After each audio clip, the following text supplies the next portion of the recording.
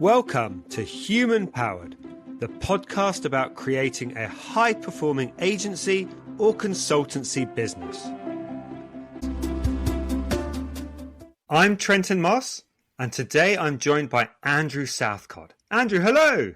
Hello, good morning. So Andrew, you're the CEO of the Captivate Group, a business of 120 people, 4 independent agencies across PR, experiential, retail, and influencer. Andrew, tell me, how do you define high performing across this group of agencies? It's interesting. I mean, you watch a lot of the things like the high performing podcast and things like that where they talk about what is high performance. For me, ultimately, it is about an individual or a team of individuals being able to deliver an agreed outcome within an agreed amount of resource. So actually, the big argument you'll often get is, do we need more resource to be able to deliver that goal? Should that goal be higher? But everybody at the start of the process should be aligned.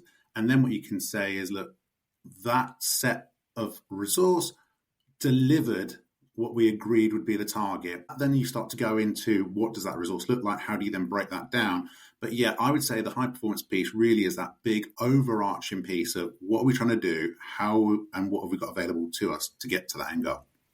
You mentioned there that everyone should be aligned.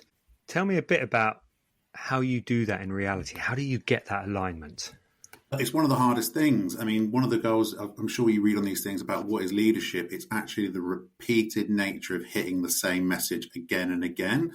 The industry that I operate in is particularly fetishized with always the new thing, when actually hitting consistent messages works. It works for clients' branding. You look at the likes of Specsavers, they've constantly talked about the same thing. They've hit that message again and again and again, because it takes a long time for things to get into people's heads. As a leadership team, you often then want to get distracted. There's something new, there's something exciting. You can see it in the commentators on LinkedIn. They don't want to talk about the same subjects all the time. They cannot wait to go off and run and talk about the metaverse at the moment. It was like Jaguar, they ran into that. Then they're off now and they're talking about AI. Actually, you look at Mark Ritzen's top 10 list of the best things that we saw in marketing in the last year. It was things like Marks and Spencer's hitting consistent messages, John Lewis hitting consistent messages, the McCain Group. So even with our own little world of 120 people, it's actually making sure that what we agreed at the start of the year, that is repeated within. And it's not the most exciting part of leadership. And I think people often want to move away from it. But I do think it's a really crucial part of it, because if you don't do it, it will get forgotten. And actually, I think that the performance that you can get out of the team, and the team have talked about this before, if we know exactly where we're going and we've bought into it and we've actually had part of the voice of coming up with it. One of the agencies actually had a manifesting session the other day where they're like, where is it that we want to go as an organization? You've got the buy-in from the team. Everybody's got it. What you've got to now do is when we've agreed those things is when we come back to them in 3 months, 6 months, 9 months, 12 months, is that we've actually continually referenced them. You make an interesting point there about that repetition to keep everyone aligned. And the counterbalance of that is it's really boring as a leader. How do you keep your leadership aligned around that and make sure that they're not getting distracted and looking at more interesting things? I'm not the best person for that. I know that I get distracted by shiny, bright new, and that's why you build leadership teams. So actually, if I know that I get distracted by the new buzzword and I know that the MD gets distracted by the new buzzword, we better bloom and well make sure that there is someone within the organization that is like, hang on, let's do this. So that comes into building teams. One of the things that we've particularly seen as we've got bigger is actually the role for like an operations director becomes increasingly important. I talk about the analogy of like one of those springy toy dogs where the sales and marketing will tear ahead of the organizational structure. And then what you rapidly need to do is catch the rest of the organization up with it. And so, yeah, look, what you'll have is you'll have different types of MDs. Some of them will be incredibly process orientated and they will naturally know about we need to keep making sure that we revisit the message. Some won't. And provided you know what your skill set are and what their skill sets are, you can hire against that so that as a collective, there is definitely someone who's like, we need to do a bit of a refresh work on this and remind people of the organizational goal. So I think what you're saying is just the importance there of diversity within your leadership. Some people who are perhaps like you, the kind of excited by the shiny new things, and others who are a bit more grounded, perhaps a bit more risk averse, and who can remind you, look, this is our plan for the year. We need to stick to it. Yeah, it's massively important. So, you're starting to go into diversity of thought. And I think that's one of the many reasons to work hard at DEI within your organization. One of the main reasons to do it is to make sure that you've got different people that come in with different skill sets, but that come in with different worldviews, so that actually, as a collective, you've got it all within there. There was one, I remember years ago, I was on a comedy, How to Do It. So I lived in Walthamstow. They were opening up the new Soho Theatre over there. And as part of opening it up, they said, look, we're going to have 12 different people come in to do a short 3-minute stand-up set that represented the whole plethora of people that lived within 10E11. What I found really interesting about that was some of the jokes that people were coming up with, I would never in a million years have got there. So there was one joke that it brought tears to everyone's eyes. It was a middle-aged woman that was talking about a mastectomy joke. And I was like, I would never, ever, ever have come up with that joke if you'd have given me a million years. And that was always like in the back of my head, like when you start to think about things, when you're pulling teams together, you really want to try and make sure you've got that diversity of thought because the organization will be better for it. And yeah, so tagging it back to actually what you asked about there was, look, you've got to make sure that you've got different people that operate differently so that you do make sure that all voices are represented within the decisions that you're making. Okay, that's a great analogy that you're using there around, what you're doing outside of work with comedy and stand-up. Tell me a bit more around what you're learning by doing stand-up and how you're applying that to being a better leader at work. So, I just do it outside of work mainly for enjoyment. But as I went through it, I thought, there's a lot of parallels here into the work that we do. At a base level, it's interesting from a how do you go about pitching perspective, for sure. The idea that you must capture attention, keep attention over the course of an hour-long presentation. There are a lot of learnings that you can take from that and apply across to it. But actually, I don't really enjoy the presenting. What I really enjoy is the writing. And I particularly enjoyed learning to write with other people. And you're writing with other people that you wouldn't normally come across and work with. And actually, it was really interesting that you're like, okay, by working with these different people, the content, the jokes are so much stronger and they're being pulled into different directions that you would never naturally go. And I was like, there's a very strong parallel there with the bull case for actually pushing a DEI agenda within an organization, because yes, it's the right thing to do, but actually the work and the organization itself will be much, much better for it. And it challenges you. If you all think this, there's a saying that if you all think the same, no one is thinking. And I think actually like the work that you do in writing and in writing groups within comedy can really help within both the work that a marketing agency does, but also the way that the marketing agency operates.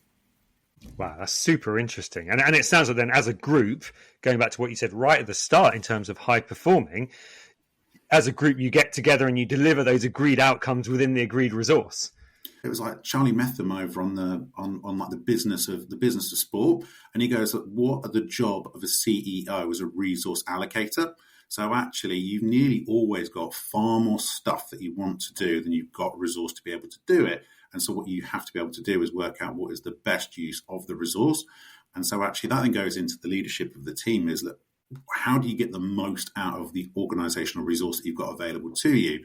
So yeah, you start up with a big thinking piece of where are we going? Has everyone bought into that message? We repeat that message. But then once you start to get into it, how do I get the most out of the organization? And yeah, that pulling on the plethora of voices that you've got within it becomes really important.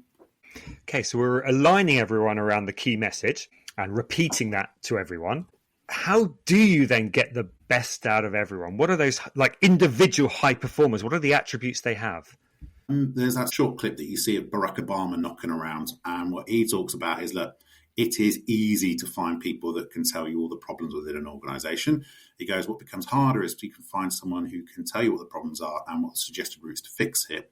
It becomes even harder to find someone who will then take ownership of it and say, this is the problem. These are the options that you've got available. I think you should do this.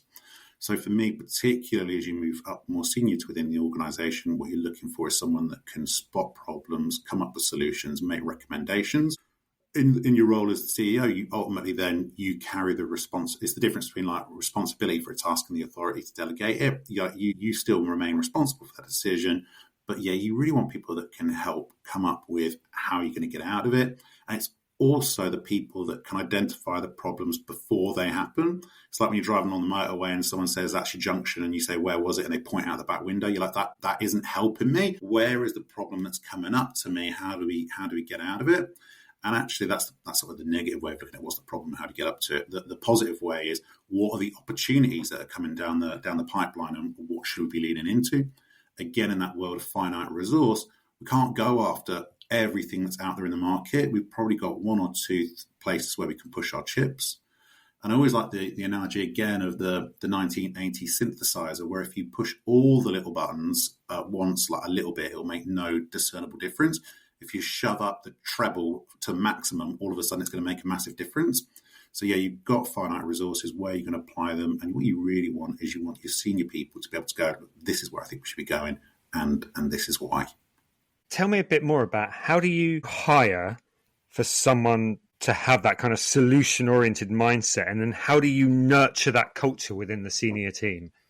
I think hiring is, you want to get more right than you get wrong. There's definitely processes that can improve your odds of making sure that you get a right hire, but sometimes you just simply won't know until that person comes in. And there's an interview with the guy that runs Brighton Football Club, and everyone's talking about, oh, it's amazing how Brighton are able to find these amazing footballers. And he goes, do you know what?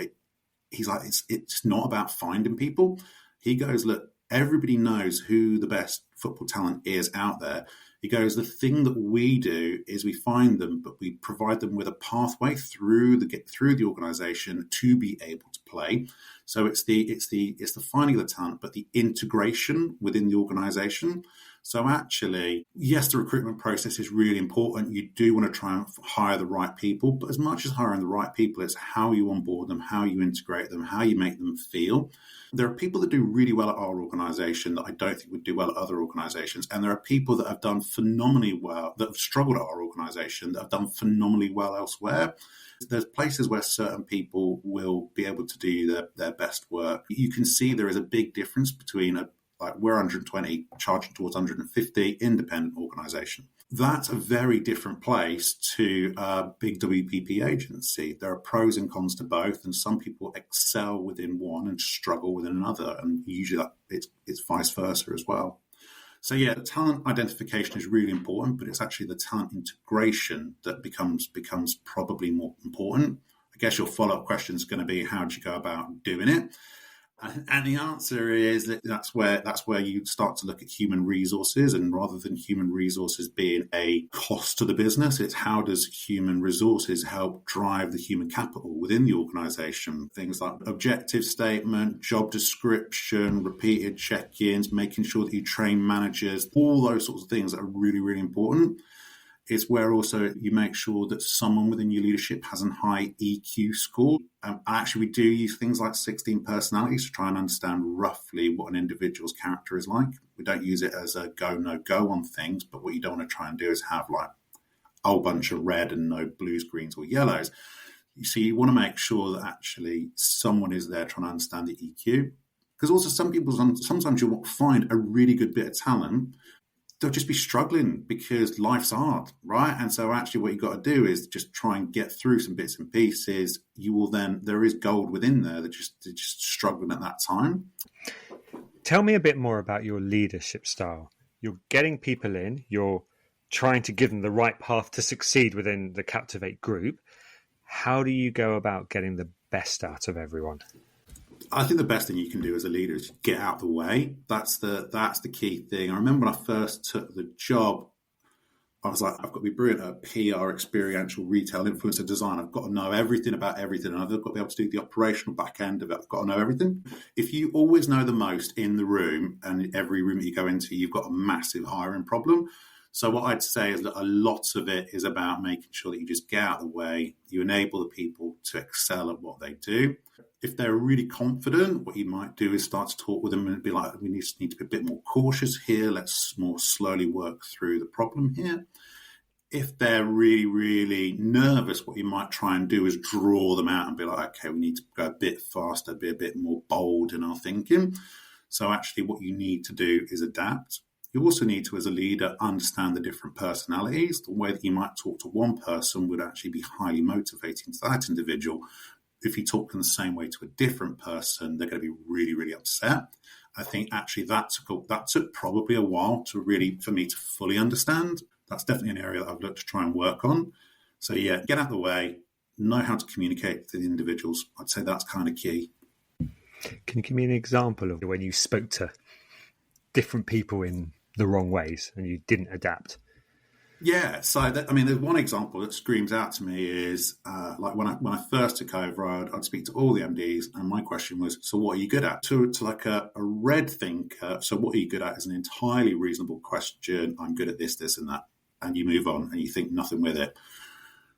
To someone that is particularly high in the EQ empath score, what are you good at is going to feel like a personal attack, and I could sense that the meeting had gone in a slightly weird direction. So afterwards came back around to it. I was like, what happened there? And it was, you asked this. And I was like, okay, I can sort of see that. So yeah, that's the example where a sort of 4-word question derailed an entire meaning, and I didn't understand why it had happened. But actually, now that you go into those things in the future, you're like, okay, so this is the sort of way that I've got to approach this, and this is the way that you've got to approach this. Yes, as you're saying, it's different personality types and different motivators.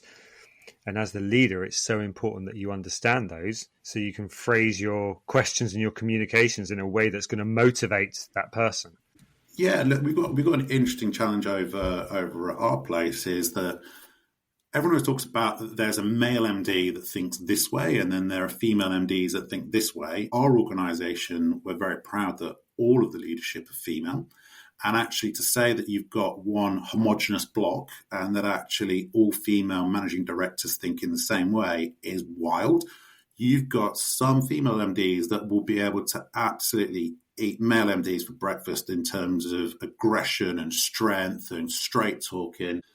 And then there are others that need a softer language and a different way of doing it. You just need to, even within a bunch of individuals that might have the same physical characteristics, they will be wildly different in how they need to approach that.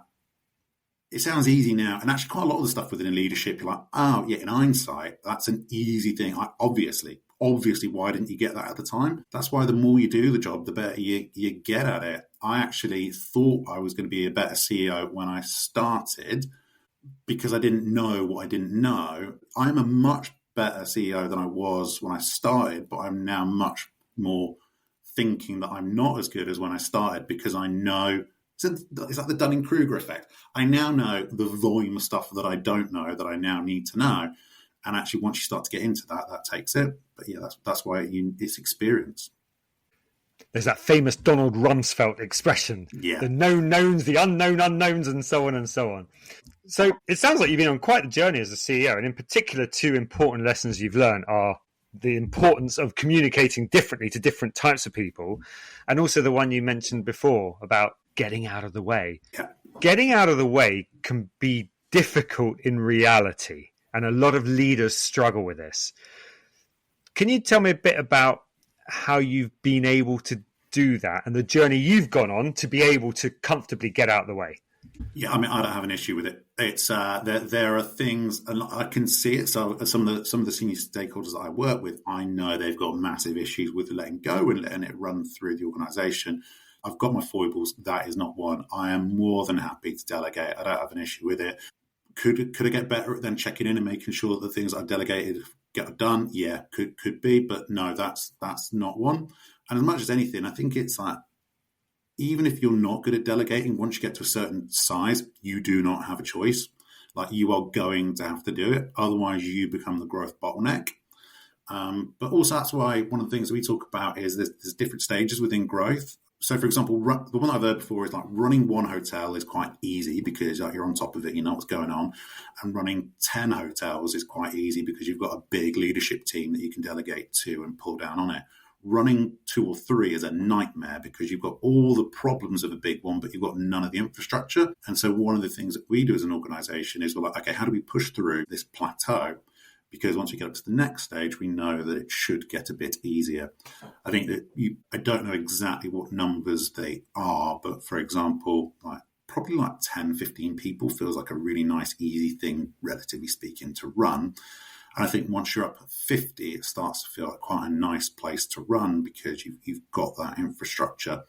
There is a point in between 15 and 50 that is just like hard because you haven't got the infrastructure in place. And managing these 4 businesses as you do, I'm sure comes with its level of stress. How do you kind of keep going? How do you dig deep in those times? And how do you try to prevent your stress coming across to the MDs that you manage? It's okay to go into a dark room and scream, but as long as no one sees it, right? So the behavior of you going into the room becomes the behavior of everyone coming out of it. So there is a responsibility to exude some form of confidence. The difference was, so I was there in COVID, and in COVID, it was just so clearly difficultly bad that everyone was like, what are we going to do? I don't know. So there was a period of time before they brought in the job scheme where you're like, oh, okay, once that's in place, we're all going to be all right. The particularly interesting challenge we had during that time was we had an experiential agency and we've got a retail agency. Events were illegal and retail was closed down. So that was, are we going to survive? And on the flip of it, we had an influencer agency where everybody put every single penny that they had. So the problem was, how do you hold on to the firework here? So that was there was in such different places. But the thing that I would say is what you've got to try and do is it's dispersing pressure through the organisation in an even manner. What you don't want to do is hold it like a dam and then all of a sudden just release the whole pressure through the organisation. That doesn't help anyone. What you want to be doing is identifying, we look quite quiet in April. What are we going to do here?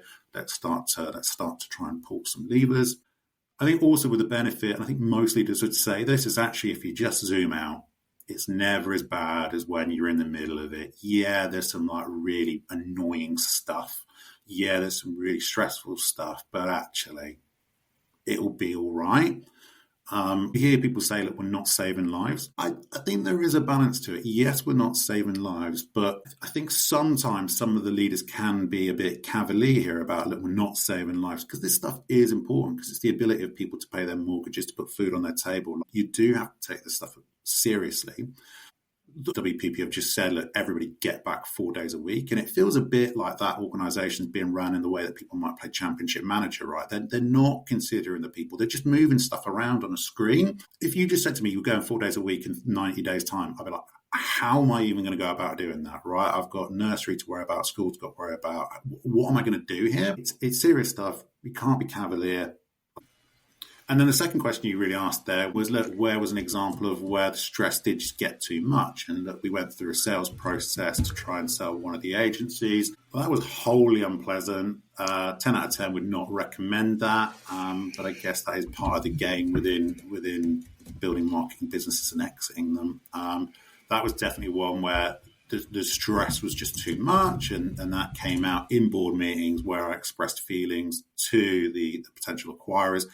And actually, on reflection, it made me feel better about myself for about 4 minutes, unleashing the tank, but it doesn't help. And so actually, I think you then would say that even if you do that in the day-to-day, it's just not going to help move the boat forward, right? So actually, what you've got to try and do is zoom out, be a bit calmer about things. But you've also got to try and factor in that the people running all these things are humans too, right? And I now know that I can sort of balance 3 things at any one time. So like if one of the kids is giving me grief and work's a nightmare, if a third thing comes over the top of it, I'm going to start to really, really struggle. And actually, so what I need to do is when I identify that I've got 2 problems, I need to try and solve one before the third lands. Or if the third lands, you need to be farming that out to other people to help. There's like a VO2 max for stress, right? And once you've exceeded that, you are no use to anyone. And actually managing that becomes really important within the leadership.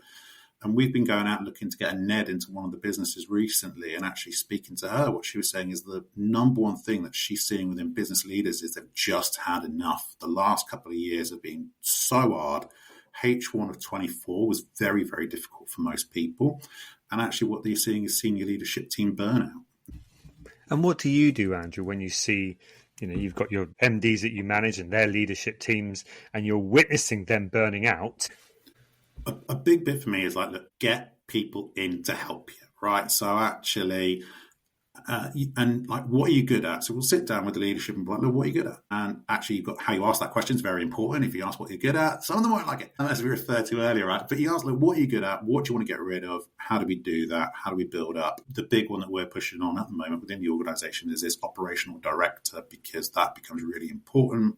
To the very start of the show, where we talked about repetition of messaging, but also like, how do you make sure that the organization delivers a consistent product?